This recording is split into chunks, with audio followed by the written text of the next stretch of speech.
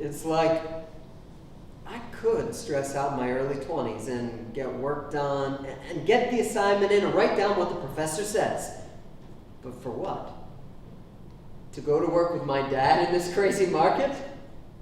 That doesn't sound like fun to me. So what? What's left? Option 1. Pull a Davis. Stress out about what you're told to do and force an early life heart attack on yourself. Not judging, just saying. And there's option 2. The Cooper way.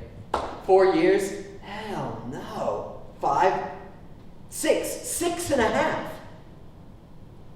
And that way, I end up saving time. Why? Because those of you who opted for option 1 save towards retirement, but the blood pressure and the added stress and the extra bullshit reduce the chance of that 401k ever seeing the light of day.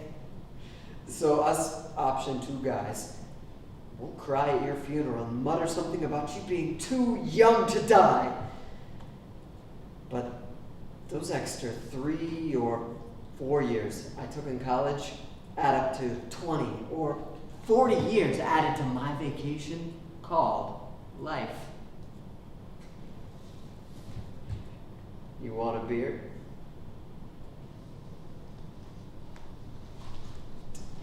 When I started reading The Few, things were pretty bad for me. My stepdad.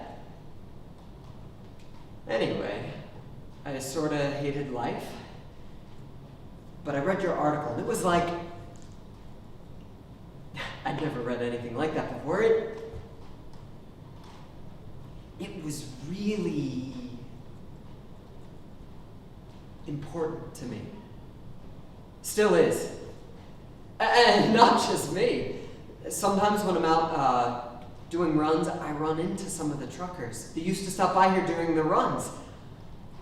They see me dropping off copies of the paper, and they come to me, and they tell me these stories, how they felt like you and Jim and QZ saved their lives. That you... One guy, I think his name was Lance, you remember him? He told me this story, how after his wife died, he was doing these 7,000-mile runs. And he felt like he wouldn't even be alive anymore if it wasn't for the paper.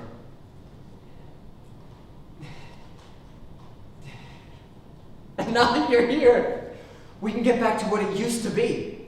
What it used to do for all these guys.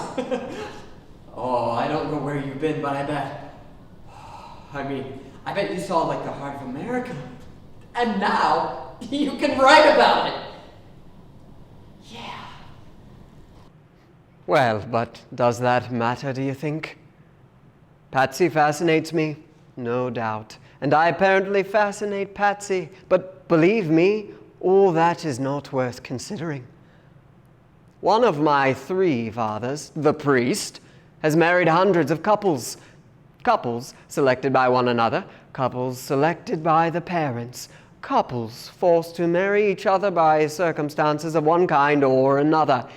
And he assures me that if marriages were made by putting all the men's names into one sack, and all the women's names into another, and having them taken out by a blindfolded child, like lottery numbers, we would have just as high a percentage of happy marriages as we have here in England. He said Cupid was nothing but the blindfolded child. Pretty idea, that, I think. I shall have as good a chance with Patsy as with anyone else. Mind, I'm not bigoted about it. I'm not a doctrinaire, not the slave of a theory. You and Lord Summerhaze are experienced married men. If you can tell me of any trustworthy method of selecting a wife, I shall be happy to make use of it. I await your suggestions.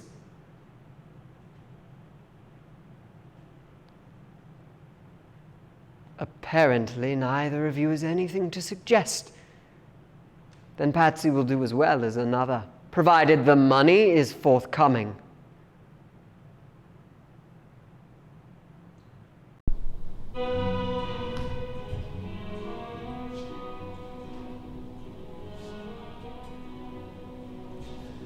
I have often walked